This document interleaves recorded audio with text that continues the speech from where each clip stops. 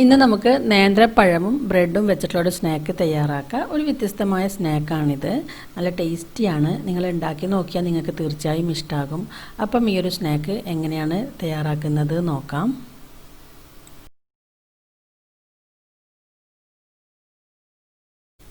ഇതിനു വേണ്ടി ഞാനിവിടെ 2 നേന്ത്രപ്പഴം എടുത്തിട്ടുണ്ട്. പഴം എടുക്കുന്ന സമയത്ത് നല്ല പഴുത്ത പഴം തന്നെ എടുക്കാം. നമുക്ക് ഈ ഒരു പഴത്തിനെ ഒന്ന് ചെറുതായി കട്ട് ചെയ്തെടുക്കണം.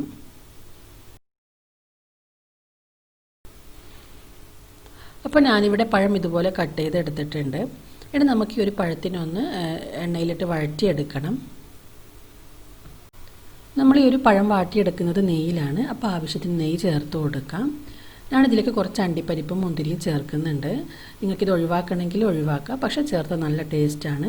അപ്പോൾ കുറച്ച് അണ്ടിപ്പരിപ്പ് നുറുക്കിയതും കുറച്ച് മുന്തിരിയും കൂടി ചേർത്ത് ജസ്റ്റ് ഒന്ന് വഴറ്റിയെടുക്കാം. നമ്മൾ ഈ ഒരു അണ്ടിപ്പരിപ്പിൻ്റെ കളറൊന്നും മാറി വരണ്ട, എണ്ണയിലൊന്ന് വഴറ്റിയെടുത്താൽ മാത്രം മതി. ഇനി നമുക്ക് നമ്മൾ കട്ട് ചെയ്ത് വെച്ച പഴം ഇതിലേക്ക് ഇട്ട് കൊടുക്കാം.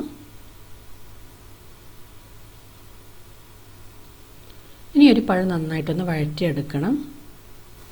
അപ്പോൾ ഞാനിവിടെ പഴം നന്നായിട്ട് വഴറ്റിയെടുത്തിട്ടുണ്ട്.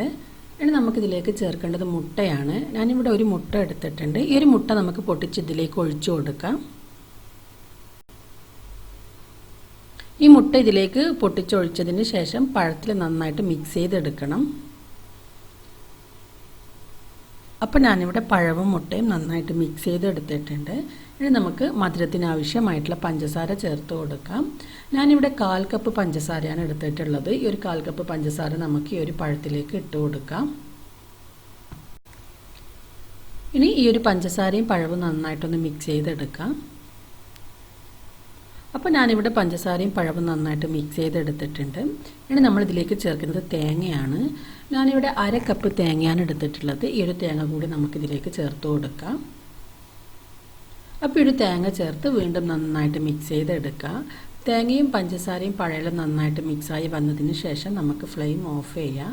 ഈ ഒരു ഫില്ലിങ് വെച്ചിട്ടാണ് നമ്മൾ ഈ ഒരു സ്നാക്ക് തയ്യാറാക്കുന്നത്. ഇനി നമുക്ക് മുട്ട ഒന്ന് അടിച്ചെടുക്കണം. അതിനുവേണ്ടി മിക്സിയുടെ ജാറെടുത്ത് ഇതിലേക്ക് 4 മുട്ട പൊട്ടിച്ചൊഴിക്കാം. അപ്പോൾ ഞാനിവിടെ 4 മുട്ട ഇതുപോലെ പൊട്ടിച്ചൊഴിച്ചിട്ടുണ്ട്. ഇനി ഇതിലേക്ക് നമുക്ക് പഞ്ചസാര ചേർക്കണം. 1/4 കപ്പ് പഞ്ചസാര ഈ ഒരു മുട്ടയിലേക്കും കൂടി ചേർത്ത് കൊടുക്കുക. നമ്മൾ 1/4 കപ്പ് പഞ്ചസാര പഴത്തിൽ ചേർത്തിട്ടുണ്ട്. 1/4 കപ്പ് പഞ്ചസാര മുട്ടയിലും കൂടി ചേർത്ത് 1/2 കപ്പ് പഞ്ചസാരയാണ് നമ്മൾ ഇതിലേക്ക് ചേർക്കുന്നത്. 1/2 ടീസ്പൂൺ വാനില എസൻസ് കൂടി ഇതിലേക്ക് ചേർത്ത് നന്നായിട്ടൊന്ന് അടിച്ചെടുക്കണം.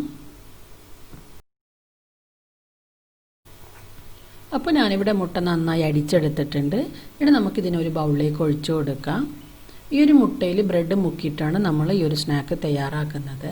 അപ്പോൾ നമുക്ക് ആദ്യം ഒരു പാൻ വെച്ച് ഇതിലേക്ക് കൂടി കുറച്ച് നെയ്യ് ചേർത്ത് കൊടുക്കാം. ഇപ്പോൾ നമ്മുടെ നെയ്യ് നന്നായി ചൂടായി വന്നിട്ടുണ്ട്. നമുക്ക് ആദ്യം അടിച്ചു വെച്ച മുട്ടയിൽ നിന്ന് കുറച്ച് ഇതിലേക്ക് ഒഴിച്ചു കൊടുക്കാം. ബാക്കി മുട്ടയിൽ നമുക്ക് ബ്രെഡ് മുക്കിയിട്ട് വെക്കാം. അപ്പം ആദ്യം കുറച്ച് മുട്ട ഒഴിച്ചു കൊടുക്കാം.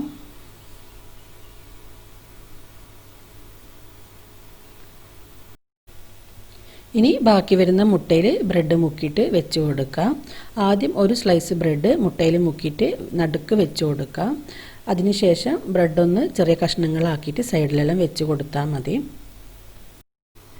ഒട്ടും തന്നെ ഗ്യാപ്പില്ലാത്ത വിധത്തിൽ വേണം നമ്മൾ ഈ ഒരു ബ്രെഡ് കട്ട് ചെയ്ത് വെച്ച് കൊടുക്കാൻ വേണ്ടിയിട്ട്. ഇങ്ങനെ നമുക്ക് മുഴുവനായിട്ട് ബ്രെഡ് വെച്ചതിന് ശേഷം ഈ ഒരു ബ്രെഡിൻ്റെ മുകളിലാണ് നമ്മൾ ഫില്ലിങ് വെച്ച് കൊടുക്കുന്നത്. അപ്പോൾ ഞാനിവിടെ ബ്രെഡ് ഇതുപോലെ വെച്ചിട്ടുണ്ട്. ഇനി നമുക്ക് ഇതിൻ്റെ മുകളിലേക്ക് ഫില്ലിങ് വെച്ച് കൊടുക്കാം.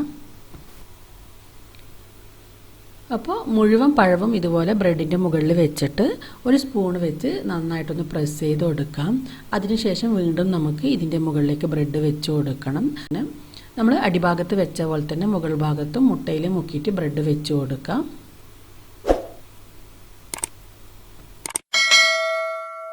ഈ സമയത്ത് നമ്മൾ ഒരു കാര്യം പ്രത്യേകം ശ്രദ്ധിക്കണം. തീ നന്നായി കുറച്ച് വെക്കണം. ലോ ഫ്ലെയിമിൽ വെച്ചിട്ട് വേണം നമ്മൾ ഒരു മുട്ട ഈ ഒരു പാനിലേക്ക് ഒഴിക്കാൻ വേണ്ടിയിട്ട്. ബ്രെഡ് മുഴുവനായിട്ട് ഇതുപോലെ വെച്ചതിന് ശേഷം ബാക്കി വരുന്ന മുട്ട നമുക്ക് ഇതിൻ്റെ മുകളിലേക്ക് ഒഴിച്ചു കൊടുക്കാം.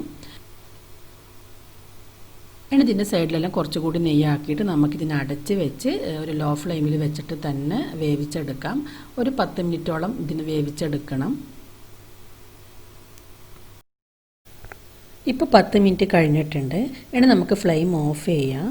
ഇനി വേറൊരു പാൻ വെച്ചിട്ട് അതിലേക്ക് കുറച്ച് നെയ്യ് ചേർത്ത് കൊടുക്കാം. അതിനുശേഷം ഈ ഒരു സ്നാക്ക് നമുക്ക് ഈ ഒരു പാനിലേക്ക് ഇട്ട് കൊടുക്കണം.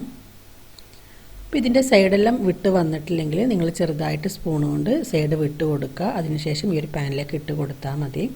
നമുക്കിതിനെ 5 മിനിറ്റ് കൂടി വേവിച്ചെടുക്കുക. ഒരു ലോ ഫ്ലെയിമിൽ വെച്ചിട്ട് തന്നെ വേവിച്ചെടുക്കാം. അതിനുശേഷം ഇപ്പം ഞാൻ ഫ്ലെയിം ഓഫ് ചെയ്തിട്ടുണ്ട്. ഇത് നന്നായി തണുത്തതിന് ശേഷം ഞാൻ നിങ്ങൾക്കിത് കട്ട് ചെയ്ത് കാണിച്ച് തരാം. അപ്പോൾ നല്ല ടേസ്റ്റി ആയിട്ടുള്ള ഒരു സ്നാക്കാണ്. ഒരു വ്യത്യസ്തമായ സ്നാക്ക് തന്നെയാണ്. നിങ്ങൾ ട്രൈ ചെയ്ത് നോക്കണം.